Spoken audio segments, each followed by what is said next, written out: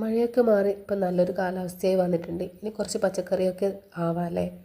അതിന് വേണ്ടി റയോട്ടൻ കുറച്ച് മണ്ണ് പുറകുവശത്ത് തട്ടിക്കൂട്ടി വെച്ചിട്ടുണ്ടായിരുന്നു. അവിടെ നിന്ന് അതെടുത്തിട്ട് പോർച്ചിലേക്ക് മാറ്റിയിട്ടുണ്ട്. അതിലുള്ള വേസ്റ്റും കല്ലും ഒക്കെ മാറ്റി ഒന്ന് വൃത്തിയാക്കിയതിന് ശേഷമാണ് അതിലേക്ക് വളങ്ങളൊക്കെ മിക്സാക്കിയത്. കട്ടക്ക് സപ്പോർട്ട് ഞങ്ങളും ഉണ്ട്. അപ്പോൾ കഴിഞ്ഞ വർഷം നമ്മൾ ഇങ്ങനെ പച്ചക്കറി കൃഷി ചെയ്ത് മാറ്റി വെച്ച ഗ്രോ ബാഗുകൾ ഉണ്ടായിരുന്നു, ഞാൻ എടുത്തു വെച്ചിട്ടുണ്ടായിരുന്നു. അത് തന്നെയാണ് ഈ വർഷം എടുത്തത്. അതിൽ ഉപയോഗിക്കാത്ത ഗ്രോ ബാഗും ഉണ്ടായിരുന്നു. അപ്പോൾ നന്നായി വളമൊക്കെ മിക്സ് ചെയ്ത ഈ മണ്ണ് നമ്മൾ ഗ്രോ ബാഗിലേക്ക് മാറ്റിയിട്ടുണ്ട്. മണ്ണ് കുറച്ചുകൂടെ ബാക്കിയായിരുന്നു, കാരണം പാക്കറ്റ് തീർന്നു പോയിട്ടുണ്ടായിരുന്നു.